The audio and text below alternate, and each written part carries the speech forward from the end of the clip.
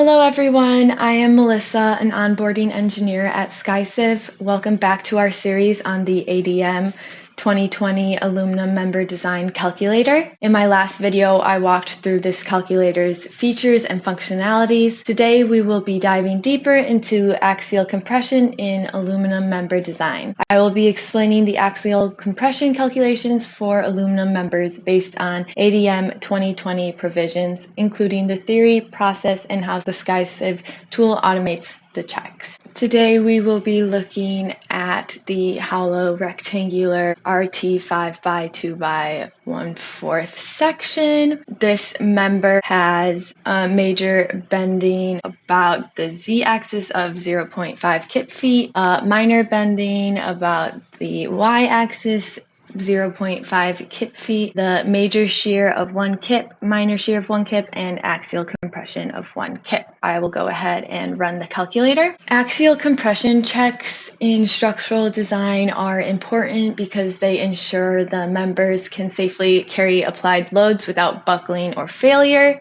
They're critical for designing slender aluminum members commonly used in lightweight and efficient structures. These checks are automated with full transparency. As you can see, the references are in the right-hand column, so you can go and reference the code when needed, and also the comprehensive calculations, as well as the results in the right-hand column. SkyCiv's ADM 2020 Aluminum Member Design Calculator automates these checks with full transparency. Now diving into the axial compression calculations. First, we are calculating the global buckling for compression in member buckling. Here we will define the slenderness ratio, that's lambda z, and you can get that by multiplying the effective length factor by the unbraced length and dividing it by the radius of gyration. Here our slenderness value is 28.164. Our slenderness limit 1 and 2 for the buckling capacity about major z-axis is 24.117 and 337.644. Members can exhibit inelastic buckling, shorter, stockier members, or elastic buckling for a slender member. Now we can take a look at the compressive stress formula. BC, DC, and CC are automatically calculated based on the section properties. You can scroll back to the buckling coefficients, and here is where these values were calculated. But now solving for the axial compression, we will multiply the compressive stress by the gross section area and divide it by the safety factor. We get 4.873 kips. Now we can move on to calculate the utility ratio of the applied axial compression for the design over the axial compression, and we get a utility ratio of 0.2, so that passes. Moving on to local buckling.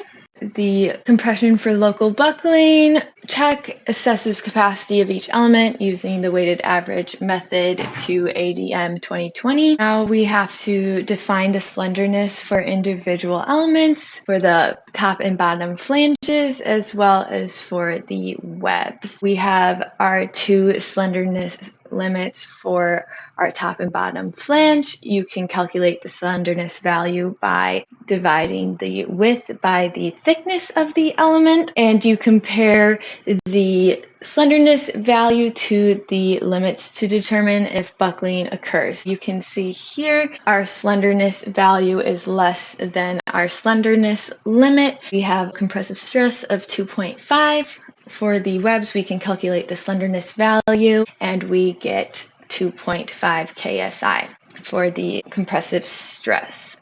Now we can check local buckling using the weighted average method from ADM 2020 and get individual element data for each flange and web and get the sum of elements. Now we can calculate our P and C, which equals 8.125 kips. We can find axial compression by dividing that number by the safety factor and getting 4.924. And again, we can define the utility ratio as a measure of how much of the member's capacity is used. We will divide the design axial compression, which was 1 kip, by the calculated axial compression. The utility ratio is 0.2, so again, that passes.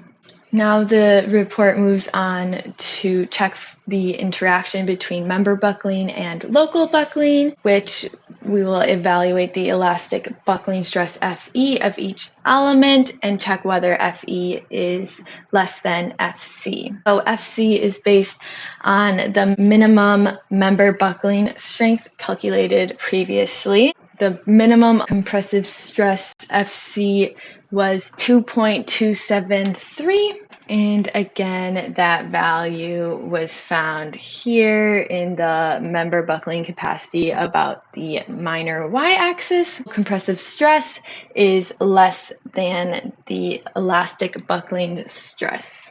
As all values of the elastic buckling stress exceed the value of compressive stress, no additional check for interaction between the member buckling and local buckling is required. The axial compression capacity is governed by the member buckling about minor y-axis. The governing axial compression capacity is 4.478 kip. The aluminum member design calculator simplifies complex axial compression checks by automating the calculations and ensuring compliance with the design code. And it provides transparent reports to help engineers understand and validate their designs. I encourage you to try out the ADM 2020 aluminum member design calculator for yourself.